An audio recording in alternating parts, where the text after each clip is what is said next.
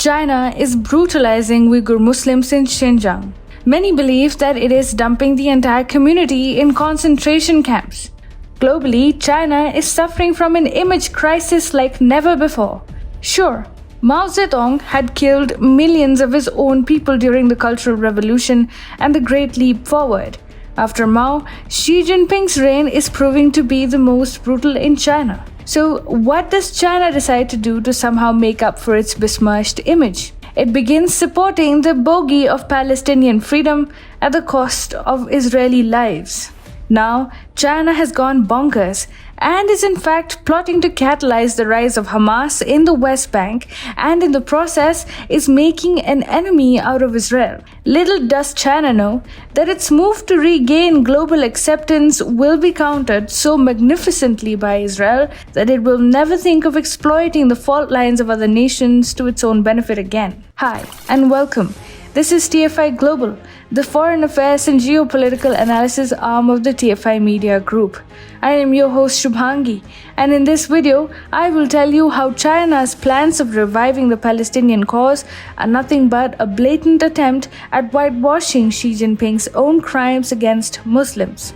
Let's begin. China is Israel's second largest trading partner after the United States.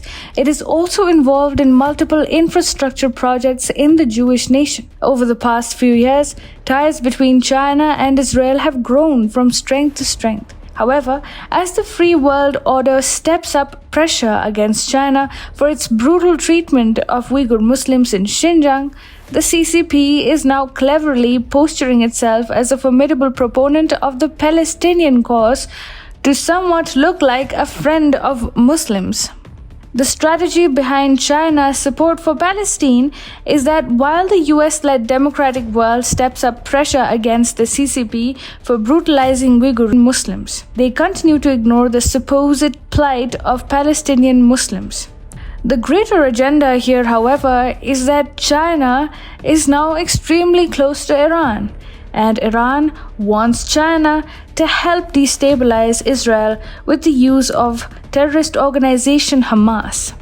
To add momentum to China's endeavor of being seen as a country which stands for the rights of Muslims, State Councillor and Foreign Minister Wang Yi held talks with Egyptian Foreign Minister Sameh Shoukry and met with the Secretary General of the League of Arab States Ahmed Aboul Gheit, respectively, in El Alamein. The objective of these meetings was one, quote-unquote, Palestinian freedom. The Chinese foreign minister gloated over the fact that his country, being the rotating president of the UNSC, facilitated 5 council meetings so far to review the Palestinian question amid the conflict between Palestine and Israel. China's foreign minister, on behalf of the CCP, proposed 3 ideas to resolve the Israel-Palestine conflict.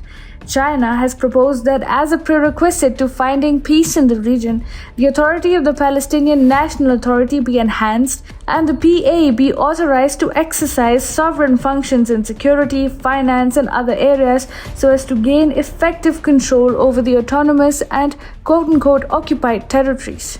This is a move aimed directly against Israel, which has managed to keep itself safe so far by having amiable ties with the Palestinian Authority and its ruling Fatah in the West Bank. Second, in a move which is aimed at directly mainstreaming Hamas and allowing it to take control over the West Bank, China has proposed that the Palestinian factions should be supported for greater unity, whereby they can achieve internal reconciliation through consultation and dialogue, and come to a unified position on talks for the settlement of the Palestinian question. Now, the second point is contentious to say the least, as it talks about support for Palestinian factions, which also include terrorist organization Hamas, which recently waged war on Israel. China, therefore, wants to facilitate a reconciliation of sorts between rival factions Fatah and Hamas, which rule over the West Bank and Gaza, respectively. Any support to Hamas will lead to it exerting greater control over the West Bank, and this is simply unacceptable to Israel.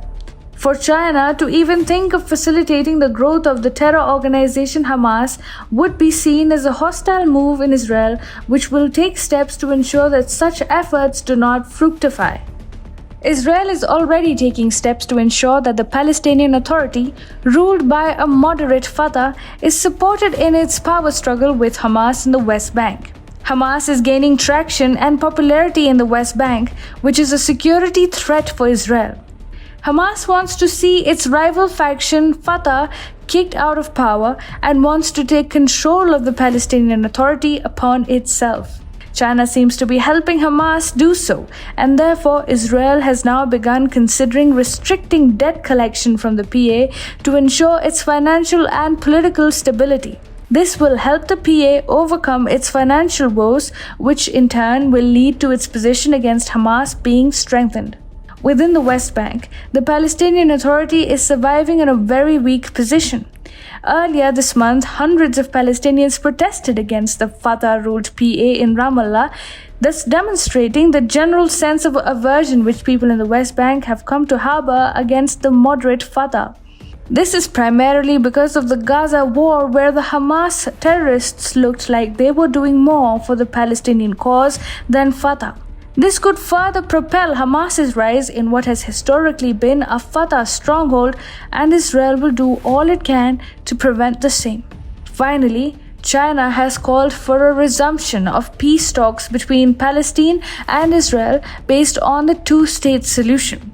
A press release by China's foreign ministry said, Palestinian and Israeli negotiators are welcome to conduct direct talks in China.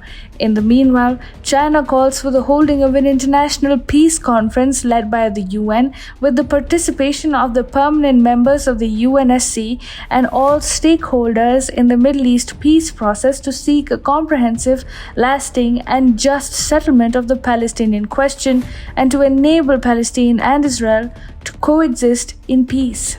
Sounds like very rosy words, but there is a sinister connotation to it.